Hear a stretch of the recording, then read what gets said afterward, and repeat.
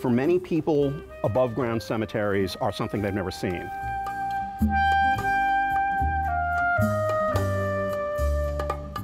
Now, if you take a look at this tomb, you look at a cemetery, you can learn everything you need to know about a place by visiting a cemetery.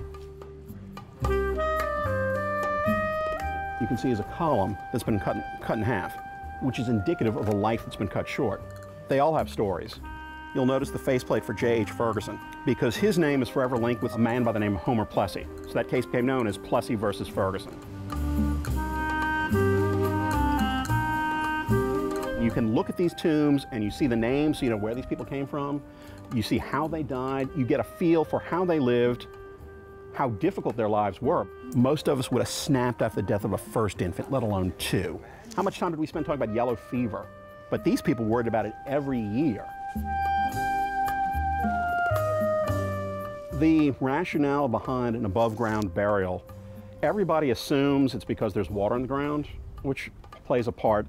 At one point, there was a movement, I believe called the Garden Cemetery movement. People started seeing these places not as places that were fearful, but places that were beautiful. If you look at this tomb, this is another example of Gothic Revival architecture. And so they started adding sculptures. They started worrying about architecture and stuff. You see them in the Caribbean, you see them in France, Latin American, Caribbean tradition, French fashion, they all combined to create these cemeteries.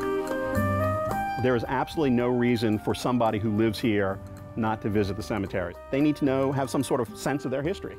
And that, I think, is the whole point of a tomb. I mean, you're building huge tombs as monuments to your ancestors, but also as places to come visit them. Treating them honestly in a very real sense like they're still here. Now, you look at something like this, you'll never run out of room.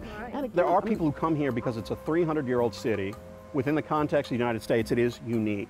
And part of its uniqueness has to do with these cemeteries. If you come down here because you're interested in 300 years of history and 300 years of culture, there's no better way to soak that all up than taking a tour through one of our cemeteries.